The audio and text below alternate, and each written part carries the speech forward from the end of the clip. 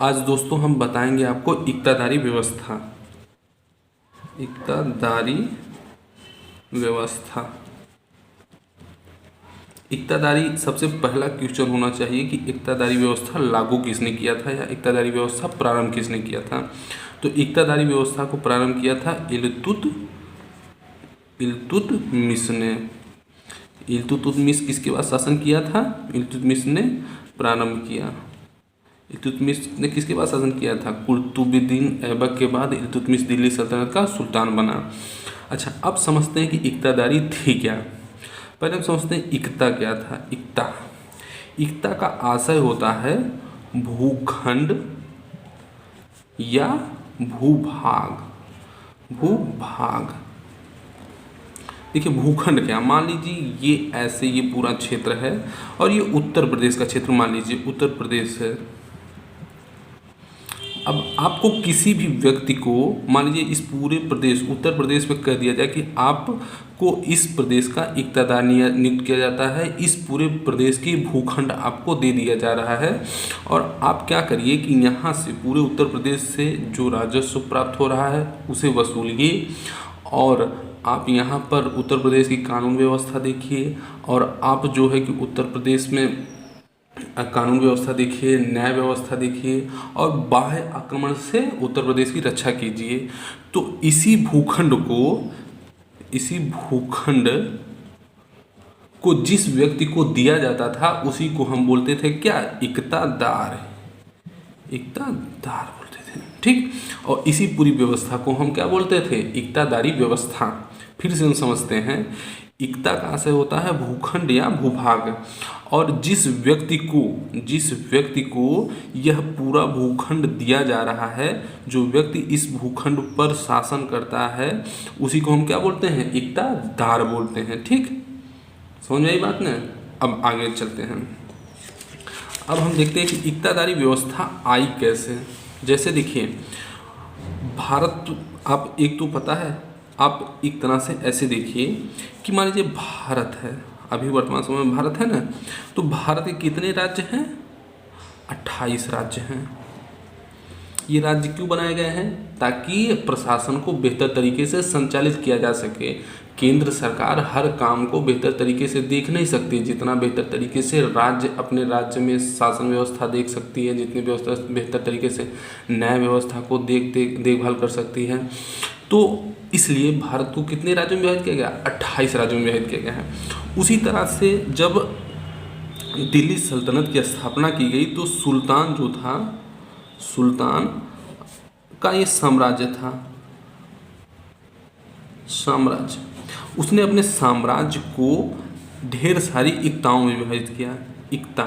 इक्ता बोलते थे या आप प्रांत बोल लीजिए उसी को, या आप समझने के लिए राज्य ही कह लीजिए, मतलब समझने के लिए वैसे उसे बोला जाता था। टोटली को क्या? इक्ता बोला जाता था। तो वो सुल्तान अपने साम्राज्य को इक्ताओं में विभाजित कर देता था और हर एक इक्ता पर एक इक्तादार नियुक्त करता था कि आप इस इक्तादारी पर नियुक्त होइए और आप यहाँ से राजस्व वसूल कीजिए, आप यहाँ से कर वसूल कीजिए और आप यहाँ से यहाँ का प्रशासन देखिए। अच्छा, इक्तादार के अधीन आपको पता है परगना होता था, परगना, इसी को हम बोलते हैं परगना अधिकारी। इसका जो प्रमुख होता था वो परगना अधिकारी होता था, परगना अधिकारी होता था और इसके नीचे जो है ग्राम होता था, ग्राम, जिसके प्रमुख होते थे मुखिया बोला जाता था, ठीक। मतलब कहने का आशय है इक्ता जो है, इक्तादार परगने के माध्यम से और मुखिया के माध्यम से पूरे अपने इक्तादारी व्यवस्था में, इक्ता में प्रशासन की देखभाल करता था और इन्हीं के माध्यम से कर भी वसूल करता था। जैसे गांव का, पूरे गांव का कर कौन वसूल करता था? मुखिया वसूल कर रहा है। मुखिया वैसे नहीं होता था, यहाँ पर 2 अधिकारी नियुक्त होते थे जिसे हम एक तो चौधरी बोलते हैं, चौधरी या मुकद्दम बोलते थे, मुकद्दम। तो चौधरी जो होता है वही कर की वसूली करता था। गांव की कर की वसूली करने का काम किसका था? चौधरी कर की वसूली करता था। और वह किसको देता था? ये परगना अधिकारी को पहुंचाता था। परगना अधिकारी किसको? प्रांत को पहुंचाता था। कर जितना भी कर वसूल किया जा रहा है वो ये प्रांत का मतलब इक्तादार को पहुंचाया जाता था। ठीक, ये समझ में आया। अब आगे देखते हैं कि इक्तादारी व्यवस्था में इक्तादार के उत्तरदायित्व तो क्या क्या थे, या इक्तादार के कार्य क्या क्या थे। इक्तादार के कार्य,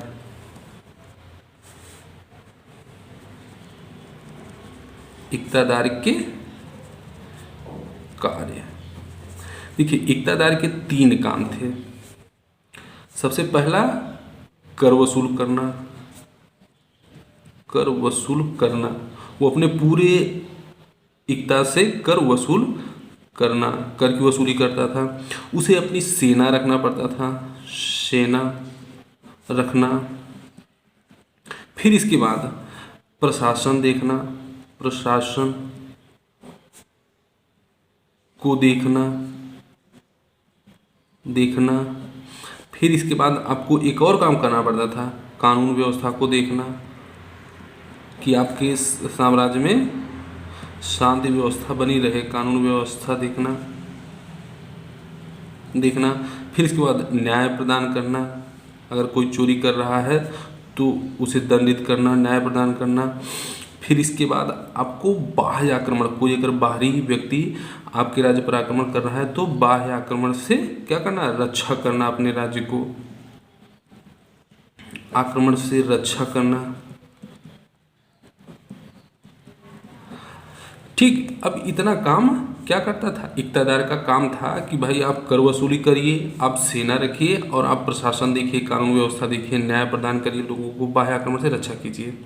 देखिए, अब एक इक्तादार जो है कर की वसूली किससे करवाएगा? अधिकारियों से करवाएगा। जब अधिकारियों से करवाएगा तो उन अधिकारियों को क्या करना पड़ेगा? वेतन देना पड़ेगा। फिर सेना है तो सेना में कुछ मुख्य अधिकारी होंगे, उनको वेतन देना पड़ेगा। फिर सैनिक होंगे, उनको आपको वेतन देना पड़ेगा। फिर प्रशासन, आप प्रशासन तो देख रहा है, उसका जो है कि जैसे मजिस्ट्रेट होता है उसको आपको वेतन देना पड़ेगा। फिर कानून व्यवस्था देखने वाले को वेतन देना पड़ेगा। फिर न्यायाधीश को वेतन आपको देना पड़ेगा। भाई बाह्य आक्रमण से रक्षा कौन करता है? सेना कर रही है, तो सेना को आप वेतन दे रहे हैं। तो अब इन सब का वेतन कहाँ से आप देंगे? वेतन आप कहाँ से देंगे? तो ये आप जैसे हमने बताया उत्तर प्रदेश से आपको क्या करना है? उत्तर प्रदेश से, जैसे हमने बताया, मान लीजिए उत्तर प्रदेश आपका है तो यहाँ के पूरे भूभाग से जो आप कर वसूल कर रहे हैं, इस पूरे क्षेत्र से जो कर वसूल कर रहे हैं उसमें से एक तो आप सबसे पहले क्या करेंगे? अपना वेतन निकालेंगे, इक्तादार का वेतन निकलेगा। फिर के बाद कर वसूल करने वाले अधिकारी का वेतन निकलेगा। फिर सैनिक अधिकारियों का और सैनिकों का वेतन निकलेगा। फिर इसके बाद प्रशासन का काम करने वाले, कानून का काम करने वाले अधिकारियों का वेतन निकलेगा। फिर इसके बाद न्याय प्रदान करने वाले अधिकारियों को वेतन निकलेगा।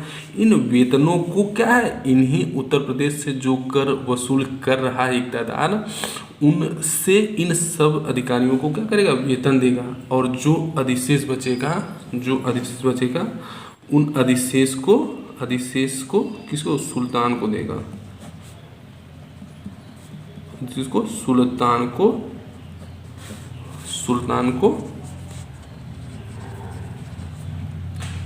को देगा। मतलब जो भी पैसा बच रहा है उसे किसे देना पड़ेगा? सुल्तान को देना पड़ेगा। ठीक है, अब देखिए आपके दिमाग में एक क्वेश्चन और होना चाहिए कि इल्तुतमिश ने ये इक्तादारी व्यवस्था लाया क्यों? इक्तादारी व्यवस्था इल्तुतमिश ने लाया क्यों? इसका क्या उद्देश्य था? सबसे पहला कारण था कि इसकी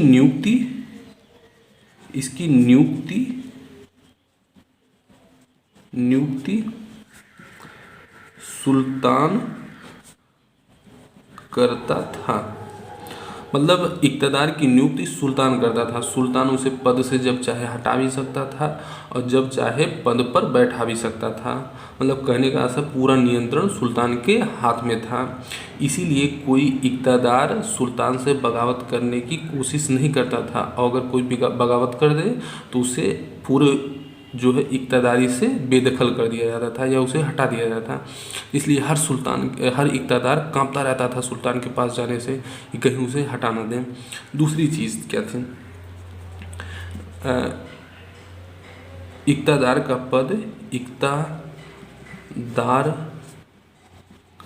पद वंशानुगत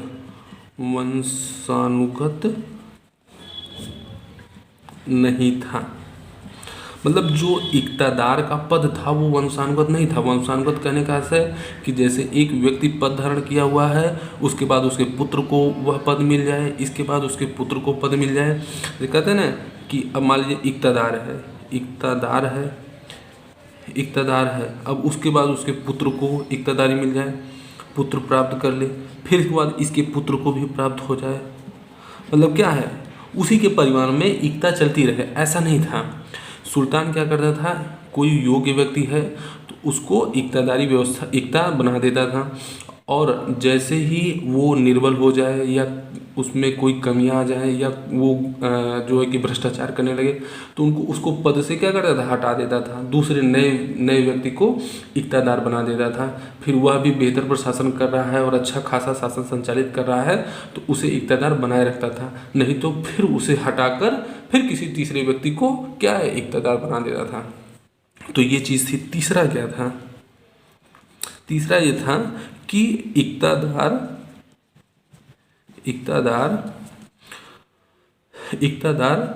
कर का एक हिस्सा सुल्तान को भेजता।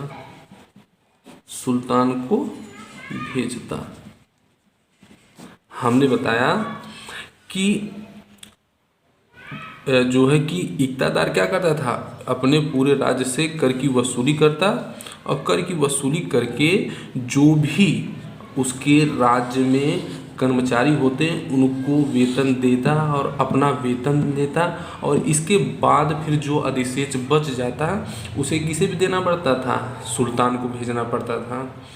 जितना भी अपना वेतन प्लस कर्मचारी का वेतन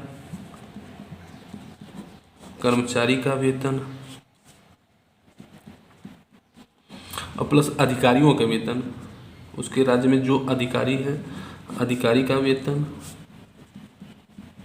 इन सबको निकालने के बाद जो बचत होती, उसे किसे दे देता, उसे बचत सुल्तान के पास भेजता है।